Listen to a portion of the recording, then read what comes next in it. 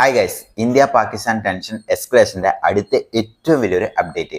അതായത് Indian air space ഇനി പാകിസ്ഥാൻ എയർലൈൻസിന് ഉപയോഗിക്കാൻ പറ്റാത്ത രീതിയിൽ ബ്ലോക്ക് ചെയ്ത് വെച്ചിരിക്കുന്നു. അതായത് ഓൾറെഡി പാകിസ്ഥാൻ നമ്മളെ റെസ്ട്രിക്ട് ചെയ്ത് വെച്ചാണ്, അത് നോ ഫ്ലൈ സോൺ അറിയിച്ചാണ്. അതേ രീതിയിൽ ഇപ്പോൾ ഇന്ത്യയും ചെയ്തിരിക്കുന്നു.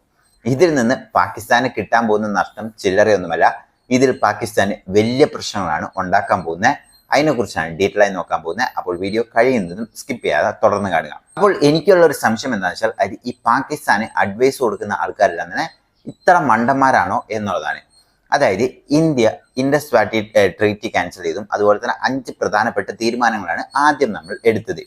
അപ്പോൾ ഈ ഒരു തീരുമാനങ്ങൾക്ക് ഇവർ കൗണ്ടർ ചെയ്യാൻ വേണ്ടി എടുത്ത തീരുമാനങ്ങളാണ് ഷിംല എഗ്രിമെന്റ് ക്യാൻസൽ ചെയ്യുക. ഈ ഷിംല എഗ്രിമെന്റ് ഇന്ത്യക്കാണല്ല ആവശ്യം, പാകിസ്ഥാനാണ് ആവശ്യം. അതായത് ഇന്ത്യ എസ്കലേറ്റ് ചെയ്ത് പോയി കഴിഞ്ഞപ്പോൾ അത് ഇനി എസ്കലേഷൻ വേണ്ട എന്ന് പറഞ്ഞുകൊണ്ട് നമ്മൾ ഒരു കോമൺ എഗ്രിമെന്റിലോട്ട് വരികയായിരുന്നു. അതിനെയാണ് അവർ ക്യാൻസൽ ചെയ്തത്. രണ്ടാമത്തത് അവരുടെ എയർ സ്പേസ് ഉപയോഗിക്കാൻ പാടില്ല എന്ന് പറഞ്ഞുകൊണ്ട്.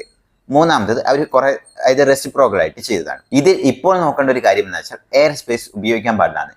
അപ്പോൾ ഇതിനു മുമ്പും പാകിസ്ഥാൻ ഇത് ചെയ്തിട്ടുണ്ട്. അതായത് നമ്മൾ ബാലാക്കോട്ട് സ്ട്രൈക്ക് നടത്തി കഴിഞ്ഞപ്പോൾ അവർ അതായത് 5 മാസത്തോളം ഇന്ത്യൻ എയർലൈൻസിന് അവരുടെ എയർ സ്പേസ് ഉപയോഗിക്കാൻ പാടില്ല എന്ന് പറഞ്ഞുകൊണ്ട് നമുക്കൊരു ബാൻ അല്ലെങ്കിൽ ഒരു വിലക്ക് ഉണ്ടാക്കിയിരുന്നു. അപ്പോൾ ഇതുകൊണ്ട് എന്താ ഇന്ത്യക്ക് പ്രശ്നം എന്ന് വെച്ചാൽ, ഇന്ത്യക്കും ഒബ്വിയസ്ലി പ്രശ്നമുണ്ട്.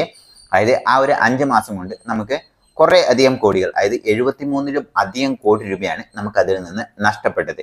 ഇതിന്റെ കാരണം എന്താണെന്ന് വെച്ച് കഴിഞ്ഞാൽ, അതായത് സദേൺ പാർട്ട് ഓഫ് ഇന്ത്യ, അതായത് ഇപ്പോൾ കേരളം, തമിഴ്നാട് പോലെ സ്ഥലത്തു നിന്നൊക്കെ നമ്മൾ പോകുകയാണെങ്കിൽ പാകിസ്ഥാൻ എയർ സ്പേസ് ഉപയോഗിക്കാതെ തന്നെ നമുക്ക് മറ്റു രീതിയിൽ ബൈപ്പാസ് ചെയ്ത് പോകാം. അപ്പോൾ ഇവിടെയുള്ള എയർലൈൻസിനൊന്നും വലിയ പ്രശ്നമുണ്ടായിരുന്നില്ല.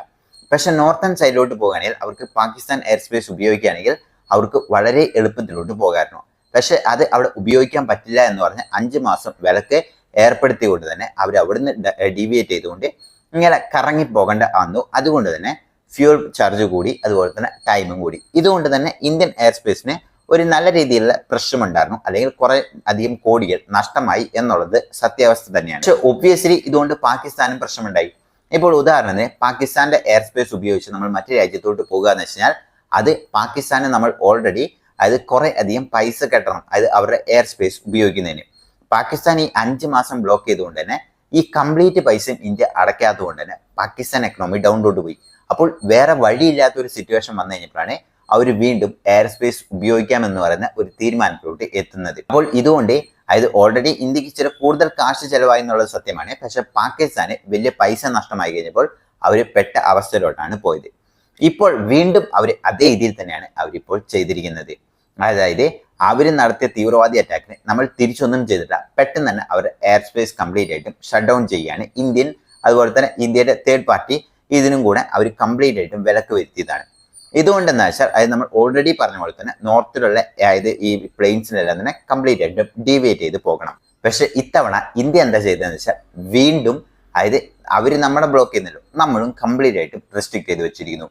ഇതുകൊണ്ട് പാകിസ്ഥാനുള്ള പ്രശ്നം എന്താ വെച്ചാൽ, അതായത് പാകിസ്ഥാന് ഈ സൈഡിലോട്ട് ഈസ്റ്റേൺ സൈഡിലോട്ട് പോകണമെങ്കിൽ ഇന്ത്യ കൂടാതെ ഒരു വഴിയുമില്ല. അതായത് ഇന്ത്യ അവർ ഡീവിയേറ്റ് ചെയ്ത് പോകണമെങ്കിൽ അവർക്ക് നല്ല രീതിയിലുള്ള എക്സ്പെൻസ് ആണ് കൂടാൻ പോകുന്നത്.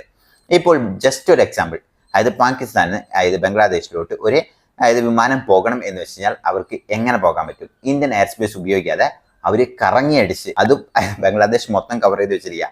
അതിനെ കവർ ചെയ്ത് വരണമെങ്കിൽ പാകിസ്ഥാനും ബംഗ്ലാദേശിനും ചില്ലറ പൈസയല്ല നഷ്ടമാകാൻ പോകുന്നത്. ഇത് ഒന്നാമത്തെ പ്രശ്നം. ഇനി അതായത് ഇത് ബംഗ്ലാദേശിലോട്ട് മാത്രമല്ല, ഈ ഒരു സൈഡിലോട്ട് അതായത് ഈസ്റ്റേൺ സൈഡിലോട്ടുള്ള ഏത് രാജ്യത്തോട്ടും പാകിസ്ഥാനിലെ എയർലൈൻസിന് ഉപയോഗിക്കണമെങ്കിൽ ചില്ലറ പാടല്ല. ഇന്ത്യ കവർ ഇത് കാരണം പാകിസ്ഥാൻ ഒരു ചെറിയ സ്ഥലമാണ്. അപ്പോൾ ഇന്ത്യനെ കവർ ചെയ്യാതെ അവർക്ക് ഒരിക്കലും കടക്കാൻ പറ്റില്ല.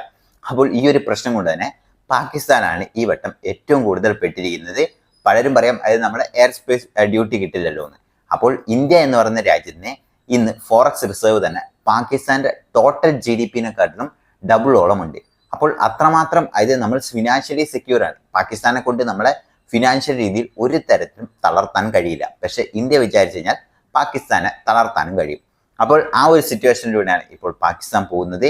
അപ്പോൾ ഇത് എന്തുകൊണ്ടും ഒരു നല്ലൊരു തീരുമാനമായി എനിക്ക് തോന്നുന്നു.